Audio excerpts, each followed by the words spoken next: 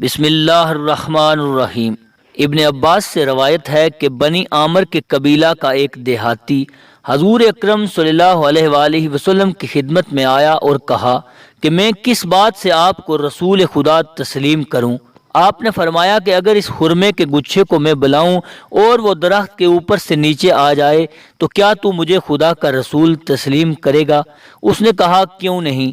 آپ نے اس خوشے کو بلایا، درخت سے ٹوٹ کر وہ زمین پر نیچے آ گیا اور اپنے آپ کو رسیدتا ہوا ان حضرت کی خدمت میں آ پہنچا اور سجدہ ریز ہو گیا۔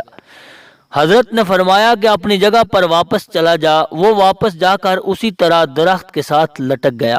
یہ دیکھ کر اس عرابی نے کہا کہ میں گواہی دیتا ہوں کہ آپ خدا کے رسول ہیں، اور ایمان لایا، اور واپس یہ کہتا ہوا چلا ہے آل عامر ابن ساسا، میں ہرگز ان حضرت کی تکذیب نہ کروں گا۔ اسی طرح حضرت امیر المومنین علی علیہ السلام سے منقول ہے کہ آپ فرماتے ہیں ایک روز میں حضرت محمد مصطفیٰ صلی اللہ علیہ وآلہ وسلم کے پاس تھا۔ اشراف قریش آپ کی خدمت میں حاضر ہوئے اور کہا ہے محمد، تم ایسا بڑا دعویٰ کرتے ہو جو کہ تمہارے باپ دادا نے کبھی نہ کیا۔ ہم تم سے ایک بات چاہتے ہیں، اگر تم اس کو پورا کر دکھاؤ تو ہم مان جائیں گے کہ تم اللہ کے رسول ہو، نہیں تو ہم تمہیں جادوگر اور جھوٹا تصور کریں گے۔ حضور اکرم صلی اللہ علیہ وآلہ وسلم نے فرمایا کہ کیا چاہتے ہو؟ وہ بولے اس درخت کو بلاؤ جو جڑ اور ریشہ سمیت اکھڑ کر آئے اور تمہارے پاس آ کر کھڑا ہو جائے۔ حضور اکرم نے فرمایا کہ خدا ہر چیز پر قادر ہے، اگر وہ ایسا کر دکھائے تو تم ایمان لاؤ گے؟ انہوں نے کہا کہ ہاں۔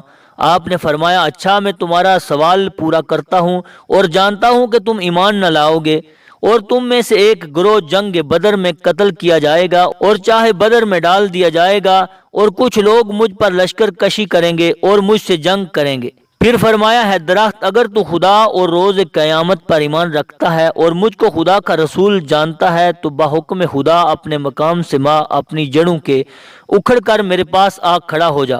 جناب امیر المومنین حضرت علی علیہ السلام فرماتے ہیں اسی خدا کی قسم جس نے آن حضرت کو حق کے ساتھ معبوس فرمایا ہے، وہ درخت اپنی جڑوں سمیت اپنے مقام سے اکھڑ کر تیزی سے نہایت سخت مثل پرندوں کے پروں کی آواز کے ساتھ دوڑتا ہوا آیا اور حضرت کے پاس کھڑا ہو گیا، اور ان حضرت پر سایہ کیا اور اپنی بلند شاخیں میرے اور حضرت کے سر پر پھیلا دی۔ میں ان حضرت کے داہنی جانب کھڑا تھا۔ جب ان لوگوں نے یہ معجزہ دیکھا، وہ غرور کے ساتھ بولے کہ اب حکم دیجئے کہ واپس جائے، اور دو حصے ہو کر ایک حصہ آئے اور ایک حصہ وہاں کھڑا رہے۔ حضرت محمد صلی اللہ علیہ وآلہ وسلم نے اس کو حکم دیا تو وہ واپس گیا۔ اس میں سے نصف علیحدہ ہو کر نہایت شدت کے آواز کے ساتھ دوڑتا ہوا ان حضرت کے پاس آ کر کھڑا ہو گیا۔ ان لوگوں نے کہا کہ آپ اس نصف کو حکم دیجئے کہ اپنے نصف جز سے جا کر مل جائے۔ حضرت نے اس کو حکم دیا اور اس نے فوراً تعمیل کی۔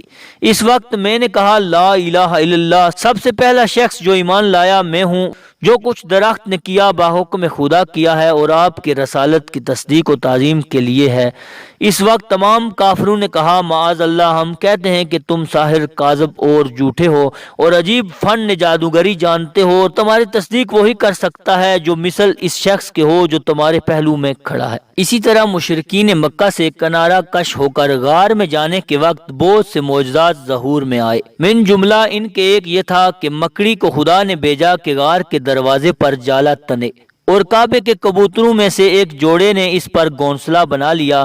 جب قریش ان حضرت صلی اللہ علیہ وآلہ وسلم کے پیروں کے نشانات دیکھتے ہوئے غار کے دروازے تک آ پہنچے، جالے اور کبوتر کے گھونسلے کو دیکھ کر بولے کہ اگر رات کوئی اس غار میں داخل ہوا ہوتا تو جالا ٹوٹ گیا ہوتا، اور کبوتر یہاں نہ رہتے، اس لیے واپس چلے گئے۔